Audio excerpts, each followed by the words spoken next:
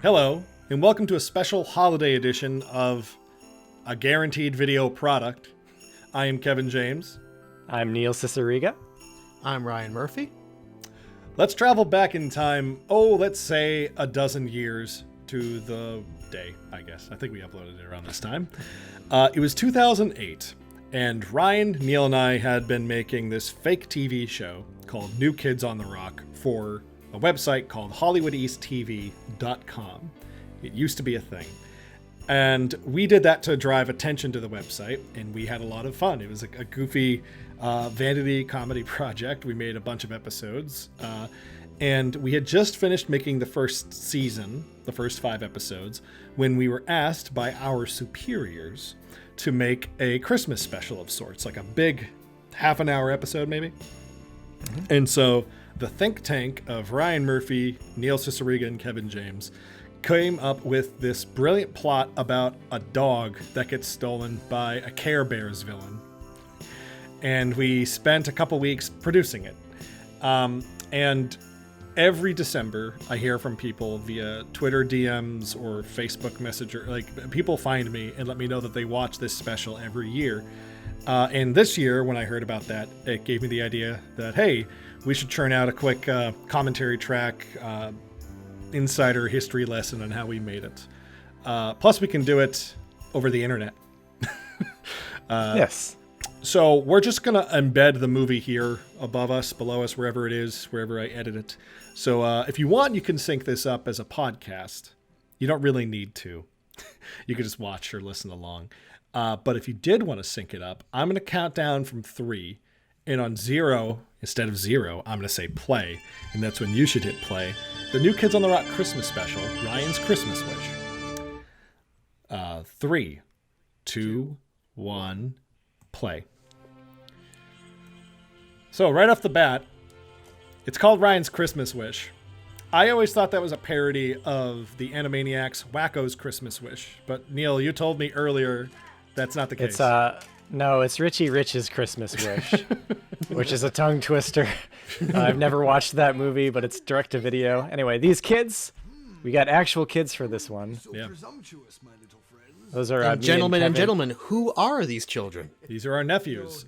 Neil's nephew and my nephew, Anthony and Dylan, who we named Anthony and Stefan in the script, as a nod originally to 2 of my best college friends, Anthony and Steve. Plus Dylan's father, my brother, David Stefan, his last name was Stefan. I thought that was a cute nod to him. They are now both in their 20s, correct? Yeah, something like that. Yeah, it's weird. Yeah, very weird. This book prop was a lot of fun. It was an empty journal, right? Yeah, something like that. It had something on the cover we had to kind of like rip off, I think. And that's just printer paper. Now, when we broadcast this, we edited it to get as 3 separate pieces, like 3, 6, 7-minute segments. And I want to say we uploaded them Monday, Wednesday, Friday, and then offloaded it to the internet. And then eventually it got put on YouTube as one 21-minute piece. And the only thing lost in the translation of making it one 21-minute piece is that we had these cute little commercial breaks at the end of parts 1 and 2, where we took Jingle Bells and had it become the New Kids on the Rock theme, which I don't think is available on the internet anymore, so I'll slap it in here somewhere so you can hear it. Sure. Excellent. And who's the actor playing Grandpa here? I believe that's Paul Newman. Nice. I love this shot. He's like, look, we made his hair gray. We didn't. I like that shot. I think because, we realized. Yeah. We realized that we're not going to show your face during this scene. What's the point of making your hair gray? So we had to just get just the hair in one shot. You can see it all glooped up. Yeah. I bring this up a lot, but there was sort of a gold rush feel in YouTube comedy around then. A lot of people were making fake TV shows. But this is before movie reviews and podcasts kind of took over the website of YouTube. So here we get introduced to Rocky the dog, played by Faith, my family puppy. Faith the dog. Yeah, Faith was great. Ryan's family and my family love border collies. There's always a border collie somewhere. My family And it hates shuts them. the trash. This scene is pretty funny, but it pays off in a big way in about 10 minutes. Coming up, I mean, okay, right off the bat, when you think about making this, what's the first thing that both of you think of? Like, do you have any like immediate scenes you remember doing or struggles? Someone's happy in Plymouth? No, not really. Well, first, I'd like to talk about Ashley, who we finally see here. Ashley Rogers went to college with me. Ashley and I were in an improv troupe at Fitchburg State College. And when we were writing the script, we wanted to think of someone kind of crazy, someone who could ham it up, someone who could really go for the full Care Bears villain aesthetic. And Ashley was at the top of the list. Ashley had just moved back from New York. I asked Ashley, hey, would you want to do this? And Ashley was totally game. She improv'd a few really good lines, totally got in on it. And it was also our first chance to really go full ham on the villain of an episode. We had villains before. I it was love usually that like- in a weird way, like Mr. Glass, from Unbreakable, that instead of saying, wait a minute, which became our weird Star Wars-y, wait a minute, the Misery Meister goes, wait a moment. Like, ooh, something's twisted about this one. I had wanted to write that exact line into a script for years. For I am blank. Like, Yes. a lot of fake Hell snow of to an make up for the introduction. fact we did not get a lot of snow that year. Neil, do you want to explain the sound joke with the dog? The dog didn't make a single sound the entire recording, I think. And movie logic dictates that animals always make a sound so that you know that they're on screen. So I found like the cheapest, no room tone dog, low fidelity dog barks. And I just kind of cycle through 3 of them. And I believe I reused the same bark again for our GameCube video more recently. Different dog. Yeah. Now, if you pay close attention, when the Misery Meister drugs Rocky the dog with a hot dog, the insert shot is my father.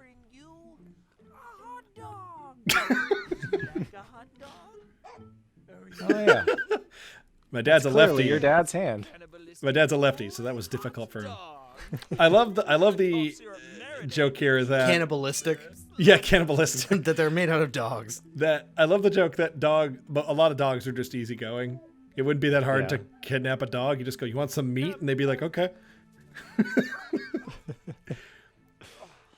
Boy, Man. can't wait to get this sucker home. Hey, wait a minute. Wait a minute. The score does some heavy lifting here, Neil. Oh yeah, I was very proud of my Christmas bells that are like getting all out of tune and stuff. Pay no attention to the script in my back pocket, which is a running failure of ours at this time in our creative history. No, seriously. The story isn't even halfway over. Dylan was like a little older than Tony, like a year and a half older. A little bit, yeah. And so we had to keep having Tony like hold his face in his hands or like put a blanket over his head because he just kept cracking up. He was like 5 or something. Yeah. It's It's my now wife, Ming Doyle, talking into a shotgun microphone that we were using. It works. Important thing about this scene, it's the first time Ming was in one of your projects. And it's also the I first think time we so. made an earnest joke. If you look at the bottom, local man Oh, saves yeah. Christmas, scared stupid. Most certainly. We are prepared to offer a word to any I was all about the news ticker joke. I was like, ooh, a chance to like write a bunch of jokes that no one will pay attention to. I love how bemused or apathetic Neil comes off with the banana. Yeah. Like, I've got this, guys. This is what's going to save the dog. More zeros. Now, this lair for the Misery Meister, Ryan, this is at Cordage Park, but what is this now? You said it's a college? Yeah, now this is Quincy College at Cordage Park up in Plymouth. Yeah. I think this room was like a restaurant or something though, but it was not used at the time. It was rented and- out to Plymouth Rock Studios for storage or a photo shoot or Okay, yeah. something. Oh yeah. Now this is drawn to scale. She's got 4 legs as mentioned We previously. Did I draw this or did one of you? That's not me. I definitely did not. This must be a Neil drawing. Yeah. Those aren't accurate. She's actually black and white. If you have seen this dog, please report to the police or I like Ming. She's just like, yeah, all right, you stole my microphone. Go, guys. Go, guys. Payoff here is worth it. 2 grown men who don't know how to stop me from being asphyxiated by a cookie. Well, you need to chew, Kevin. It's a good joke. Yeah. We're overwhelmed with emotion, and we're unable to help, again, an adult who is about to do a great pratfall. So 3, 2, 1. We shot this whole thing on a Panasonic HVX P2 card camera that could only do 720p. And we were not well equipped. We were not well learned in high def video standards. And YouTube is going through a lot of compression changes. So we had to do a lot of tests to get this to look as good as it could on YouTube. But with that being said, we completely goofed on the frame rate shutter speed mismatch.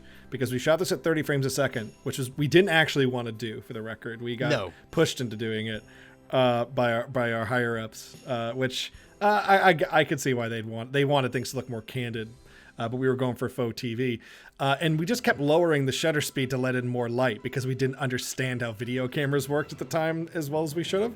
So this whole video has this weird British TV look to it.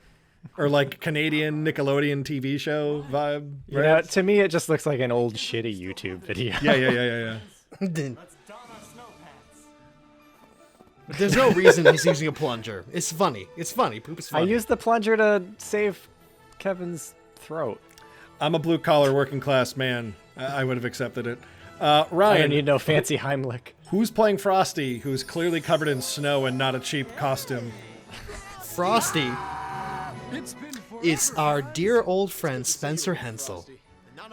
Now, that was an improv joke, the scream. There were a few good improv jokes, but Neil, I think on set you were just like, listen, I just have to scream. It's the only good payoff. Like, it's the perfect payoff. Yeah. It's a terrifying... All right, we made the head, right? Yeah, like a pillowcase. We cut a joke It's here. really funny. We cut one joke here where when we start doing the Care Bears thing and we start emitting our feelings through heart shapes and such. Yeah. At the end of the scene, when we're all getting together, I was supposed to be like leaking heart. Yeah. And we cut it. The hearts are just kind of flooping out of it. Yeah, like I couldn't get it to stop. But we cut it because I probably on set was just like done with the scene. Like, come on, this joke's not that funny. We already peaked with the whole grab onto my thorax. I forgot what he looked like without a beard. Ryan is in such immense pain when you look at him in this scene. Faith, We're just really Now, Neil, focusing. you had a note on that sandwich. Oh yeah, I continued eating it after the dog took a bite, just for the shot, and then it fades out before I can really take a bite. So, oh well. What a I shot! love This shot, yeah. very anime, very late '80s anime. Like, Oh yeah, I did manual motion tracking for those eyes too, where I'm just keyframing it in because I didn't know how to do real motion tracking. I love how we rocket off, Like and then there. we're like 10 feet away from where we just were. Yeah. All right, guys. Let's get our dog back. Yeah. This is the woods outside Misery Mansion. He looks kind of tired. One might say he were passed out cold. Yeah, let's just go get our dog. Was it actually cold when we filmed? It doesn't look. It was all right, actually. You can't see our breath, so it wasn't Yeah. that bad. Yeah. I love the implied scene here where we went and got rocks. Also, there's a game of electronic talking battleship, and someone went in and meticulously made a frown using the pokes, the little spoke things for battleship. Did anyone notice that? Wow. I forgot Oh, that. I never noticed that. Who had the street signs? I had a stop sign in the woods. don't I think know. someone had left at my parents' house when I was a kid. Someone like grabbed it for a party or something for my brother. We don't. I don't know where it is now. Well then. Time for a song. Now, the Misery Meister song of using only consonants, specifically the consonant M, which is really hard to work with as a song. Neil, I think I pitched the idea to you. I'm like, I want to do a song where it's all M's. Go write Yeah. it. I did it. I did tell you. But I told you. I think I gave you one joke, and it was the mnemonic device thing. But you had to Yeah. actually come up with make the rhyme scheme work, and you did a lot of heavy lifting for it. The score is all. It on did you. work. The one silent M in the English language. Best laid plans of men and more. Ashley A did such skull in a good job. birdcage. If you look to the left, there's just a RCA cable hanging on a bungee there. Catchy melody or not, we're not leaving here. Now here's a staple of New Kids on the Rock, we always write out one of the three of us to make it easier to film. Yeah. This is a really, That's it. really good scream. But I really like the unearned, like, new superpower that the Misery Meister has. Ashley improv here. So's your friend Ryan. We should do it in the second take. I love the McDonald's.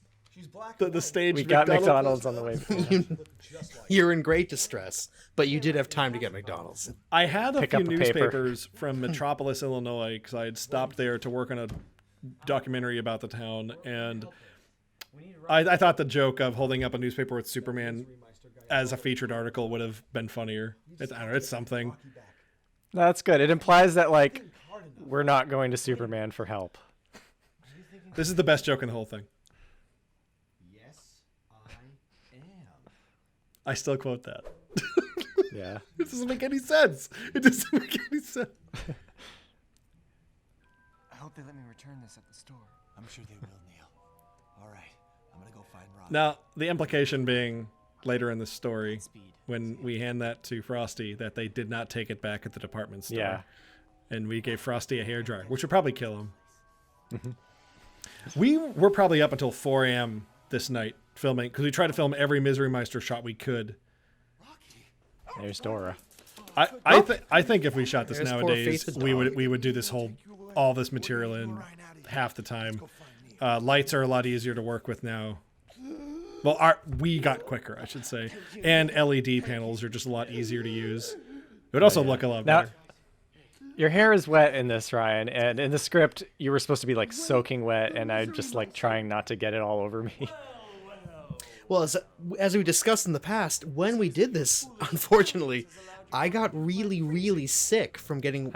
I got my hair wet late at night and for hours and hours, and yeah, I got I think you were just I so got strep depleted throat. from being up that late. Like, I think your immune system was just pushed, you know? That's my guess. Your body can tell if you're making a bad movie. No more. Yeah, with Ryan and Rocky. This shot's framed really weird, like I'm composited in or something. Yeah, it looks like we're a two-headed person. Now, okay, this DNI anti-culture thing, I'll take blame for it. We had to raise the stakes for Act 3, and Yeah. we didn't want to, like, have Ryan written out too long. There's no real theme to this villain. And that is the spirit gum that is failing to hold on the mustache. Poor Ashley's mustache. At the time, there was a lot of movies and video games I had been consuming where DNA gene splicing crap, which was really unexplained, was inexplicably a part of the story, like the Doom movie or the Resident Evil movie, that kind of thing. Yeah. This time, you hateful ingrates. Now in this shot, we were very proud that we had a realistic looking revolver, and these are like the prettiest looking shots in the movie, I think. Yeah. Merry Christmas. Well, it's good. That It's got backlighting, backlighting. it's nice. Yeah. We Yeah. were learning how to do that. Merry Christmas. Great delivery. Very Home Alone. Yeah. Sorry, Kevin, your mouth is like a perfect circle when I say that too. It's really funny. When we were Neil and I were splitting visual effects duties, and when we got to that shot, I sent you a clip of the ending of Ghostbusters 2 when they defeat Vigo, and I was like, just do that. Yep. Just do that. As we all know, a bullet to the heart makes you turn into a weird spiral and explode. Best goddamned Christmas ever. The new kids Well, we screened this at the Plymouth Plantation Cinema in 2010, and the audience, there was a lot of people there, probably like 100 people, and that got the biggest laugh of the whole thing. Spencer is so fucking funny here. just home putting the holidays Yeah. It's a hair dryer. Like, Or a snowman. oh, to celebrate friendship and together. Rocky, always drinking water. I also love how we're like, yes, this is the meaning of Christmas. No, it is not. Christmas is a very religious holiday at its core. Rocky, Indeed they did. I'm hungry. Oh my god, it's 4 in the morning. That story did not take Yeah. 4 hours or whatever. Cover up Tony's laughing face. Grandpa, Yep. Well, it also, I don't know. I like the last minute focus on Dylan as the more important child to the plot. He's the Cindy Lou Who. Why there are Yeah. two kids? I don't know. When they're playing earlier, they're just hitting action figures and Bam, bam, bam. pow, pow, pow. All right, here we are at the real Plymouth Rock, which is just a huge rock over in a different town. Have we ever talked about this on microphone, that we had a bit of a running joke that this is Plymouth Rock and it's not Plymouth Rock? The herring run up in Pembroke, which is a way better set than Like the actual Plymouth Rock. Like dozens of miles away Yeah. in the woods. Oh, yeah. Now, one thing that happened over the course of shooting this scene that we didn't notice till editing was I kind of had an old man voice. I don't know who I was channeling, but as I acted with the two of you, I started talking more like the two of you. Mm-hmm. So I started talking like a pirate. It's all good. The overlap of you explaining Ryan's choice. Ryan, what are your crazy person lines again? My first is, I'm not Max, I'm Jake. And my second is the finger wagging, he was a basketball. As an endearing statement. That was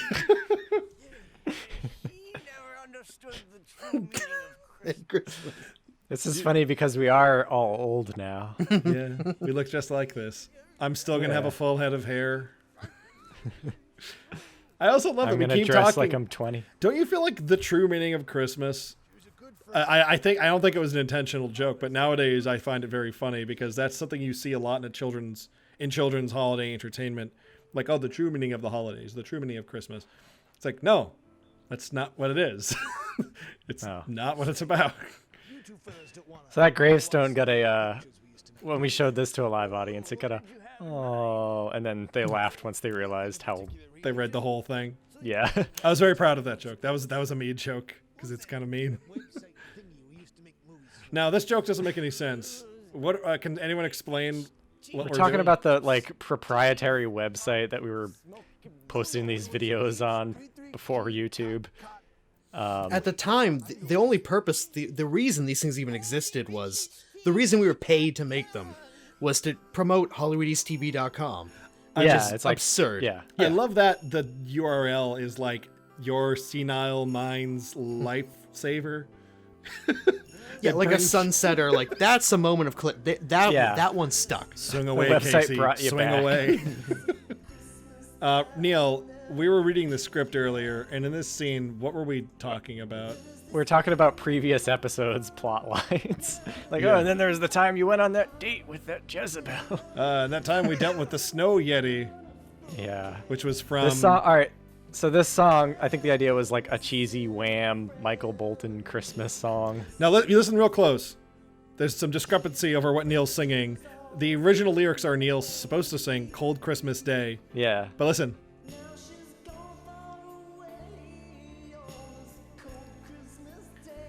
I hear cold, but you hear crap Christmas Oh, Day. you said cold, but Kevin, for the audience at home, I think it's crap. It if sounds you like said crap. a different word, Yeah. it's a Yanni Laurel thing. This crap Christmas Day. But yeah, I recorded the vocals to this song at work, so I just went into some side office and hoped that no one would walk in on me singing like this, and someone did ultimately, I think. So we basically were making content for this website to drive clicks, and it always worked. Yeah. It usually worked. And we did 2 3-parter videos, this and McShark, both which, we basically just wrote them to be like 22 minutes, fake TV show length, right? We were going to try and we had made a DVD of season 1 of New Kids on the Rock, and this was going to be on season 2 along with the new Kid on the Rock, which was our hipster episode with Jake Quilty Dunn, who's we used to be one of our go-to pinch hitter actors. He was always good to play an evil guy. And we had also filmed and completely edited an episode where Neil gets bad luck, and it was lost to time because the hard drive it was on was plugged into the wrong power adapter for an extended period of time, and it cooked the drive overnight. Not our fault. Wasn't us, and then it was backed up to another computer, but that computer was it was rented from some company, and over a long weekend it got sent back. It was like a perfect storm of just, it's gone. It's just completely gone. Like a week of work. I was so frustrated. Was that in the middle of Plymouth Rock Studios imploding as well? yes, Yes. sir. Well, Okay, Hollywood East TV imploding, which was the canary in the coal mine for The rest Yeah, of it. we had been laid off at this point, so like our footage was at the studio, and we were just a low priority getting us that footage. So I think it just, yeah, it died, unfortunately. But we kept the script, and there is a fan version of the script out there on YouTube. Yeah. So yeah, that we shot. The script was finished November 8th, 2008. In between then and December 10th, 12th, I want to guess, we were just shooting and editing and slapping it together. Neil, you did a great job with the original score. I wish we got to make the music video. I wanted to make a fake Michael Bolton for Hercules style music video Yeah. where we were going to take a white bed sheet, put it on two poles on a beach or something, and have Neil in like a white blouse singing into a microphone with a fan hitting him while we projected clips from the movie behind him. But the movie's The only hit single, yeah. yeah, the hit single. But no one wanted to do that but me. I'm pretty sure I named it Christmas Dog as a reference to Christmas shoes, right? Yeah. We all know that one. Yeah. Ashley was great to work with. She busted her ass. And she really helped us level up our villain game because we finally had enough time to let the villain really breathe and literally sing. I mean, up to that point, we had Max as a villain and Jake as a villain. And that was different because we were just like friends with them. Whereas Ashley was an actor that, we brought in, and it felt more like we were being treated to a great performance, She could sing. It was awesome. She was Yeah. funny as hell. When I explained, like, okay, and at this point, you do an ice spell on Ryan, she went, like Sub-Zero style. And I was like, yes, exactly. Yeah. And she did the move, like, yeah, thank you. That's the mark of a good actor, folks, if they know Sub-Zero. What about Ryan? You mentioned I didn't remember this until yesterday. Do you want to tell the story about when we all went and got lunch? Yeah, the first day I'd ever met Ashley, we took her to lunch at the food court at the Kingston Mall, as was one of two venues in town. And for the first time the only time in my life, when we went there and the power went out. And I distinctly remember myself or Ashley or you, I don't remember whom, but I most certainly remember someone immediately going, steal everything. Then Oh, that's nothing. This is off topic at this point, but there was a transformer near the mall blew up one night, and we knew because you could see the light coming off of it like from a mile away. It's like and War it of was the just Worlds. yeah, it was apocalyptic and green and stuff. So my family drove over to check it out, and the mall was still open, but the power was out, and it was night, and there were like emergency lights on. So we like went into the mall and just kind of like walked around and didn't steal anything, but it was very spooky. what should have been like for a Halloween, that's what they should have done for kids for Halloween, right? Yeah, just turn off the mall and go wild. Oh, I thought you were going to say blow up the power plant. For those of you who've watched this every year, thank you. It's very comforting. We've made a few fake movies over the years, and this one, I only ever think back to it the week of Christmas every year for obvious reasons. And I don't know, some of the jokes are still pretty funny. I think we had like 5 or 6 tentpole gags, and then I think I wrote the script. I honestly don't remember. I'll take some screen grabs from it and I'll throw it in here. But a lot of the other jokes, the written jokes, were just kind of like the usual humor you'd come up with when you're 20. But Yeah. I had been watching a lot of Simpsons episodes with DVD commentary at the time, and it shows because you could tell I was trying to apply very much a 1-to-1 correlation with certain Simpsons joke patterns, namely the set up a joke 3 scenes later, remind the audience of said joke. There's like quite a bit of that in it. I mean, we made a few Christmas videos back then, but this is our last real Christmas video, right? Like, I mean, you made your album, Neil, I Am Become Christmas. Yeah, we haven't gone back to Christmas in a while. Well, we made the definitive video on Christmas in Plymouth, and this is it. It's fun. It's amazing that this was 12 years ago, and I have shown this one to my 2.5-year-old daughter, and it's very cute. She'll tell me about like the Misery Meister and all this stuff, and It's so sweet. it's really cute. It's actually pretty PG, right? Yeah, this one's okay. Yeah, there's no procedural F-bomb right in the middle from Daxter Flaxter right at the camera. No. But yeah, any other anecdotes or cute stories from making this one? Like, I know it was only 20 minutes, but usually we could go for hours about the process of making these. The typing on the piano then with a regular Microsoft mouse always gets me. Well, it's like the Foley work is really intimate. Like, it's L cut too. So like your brain's like, okay, so we're going to see her typing. No, it's not a keyboard. Well, as always, ladies and gentlemen listening at home, Kevin, Neil, and I are not in the same room, obviously. It's the end of 2020, and we thought we'd revisit this fun intellectual property, and by intellectual property, a term I use in the loosest sense of the word. We want to go back, as so many people have done, revisiting the fun things that they've done over the holidays when we can't do what we want to do. Yeah. We thought this was the opportune time. Let me try that again. We were forced to take this as the opportune time to revisit some of our older stuff. Yeah. And the fact that so many of you revisit this every holiday, we appreciate that. We love that, and we do that too. I really appreciate it. And we appreciate everybody being out there and joining us. I'm glad to have a Christmas special for New Kids on the Rock. Neil, you commented earlier. By the way, this is the second time we did this. I fucked up our sound the first time. Neil, you commented earlier that the way we present going to the Rock at the end of the Christmas special, it's as if it's been 10 seasons of Friends and we're finally leaving the apartment, even though this was like the 6th or 7th episode and we made them all in like 4 months. It's really self-indulgent. Plus the whole part in the middle where Ryan's like going through props from previous episodes and stuff. We've really been doing this for like a couple months. Really. Even if we did it today, it would feel masturbatory. But when you're 20 or whatever, we were 21 when we made this, 21, 22.